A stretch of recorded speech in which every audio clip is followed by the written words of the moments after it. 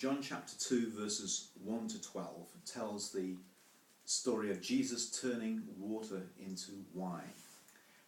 And it's one of those encounters in John's Gospel that takes you from one level of understanding Jesus and his purposes to another. So what's going on in that story? Well, it's a country wedding. It's a feast for family and friends. At that wedding, there's an embarrassing circumstance. They're going to run out of wine.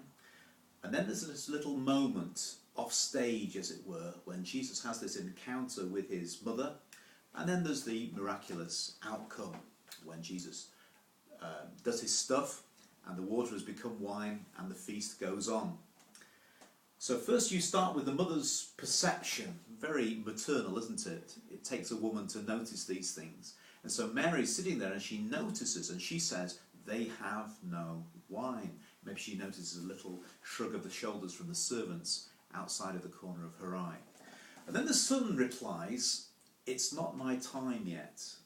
As if Jesus was working to a schedule, and this was outside of the script. This was something that he didn't plan on doing. He knew that he was going to be revealed to Israel, but this was not the occasion. However, Mary seems to ignore that statement and to just say to these servants, do what he tells you. And so she had faith in her son, in his ability, in his knowledge of what God was doing in circumstances. And maybe you ought to admit this, that she had encountered him performing miracles before. Is that reasonable? So the son's response to that is to say to the servants, fill the jars with water. And the jars were there, big jars were there, full of several gallons for washing people's hands. Ritual purification. So they weren't there to be drunk, they were there to be utilised. And so the story continues. And Mary demonstrates some parts of her character which need to be underlined at this point. Think first of that point about her perception.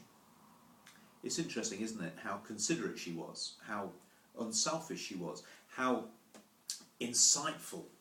Now, I tend to be a kind of person who can go through life and miss quite a lot of what is hurting other people around me. I'm very selfish, I'm very self-centered, and I miss quite a lot of the lines of anxiety on people's faces. And Mary is almost the exact opposite. She notices, she says, they have no wine. She notices something that most people might not notice.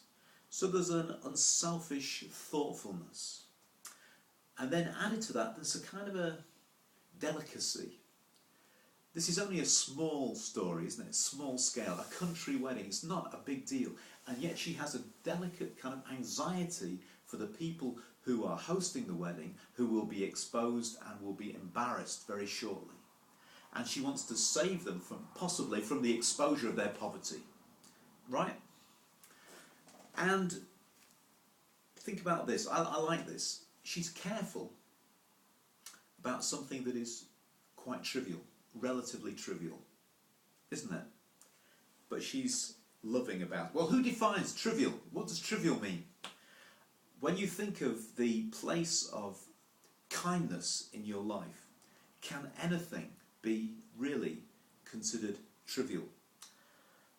When Mother Teresa was asked this question, what she was doing, she wasn't a trained nurse and she's washing these people with desperate illnesses and who are on the point of death, and all she can do is sit with them and wash their faces.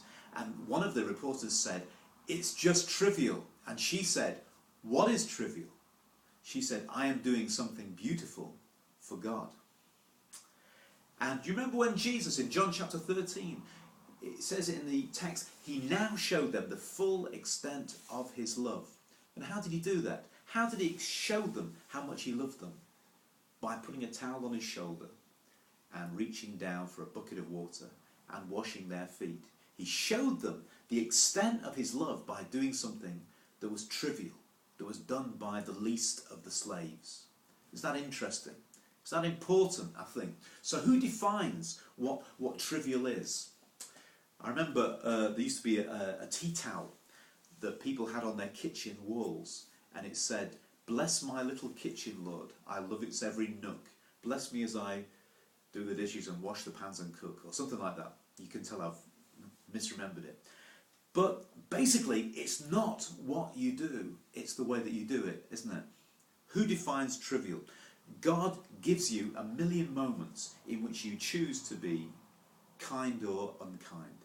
And when something is done lovingly and unselfishly and delicately to save the embarrassment of somebody else, it becomes something beautiful for God. Do you think? I think so.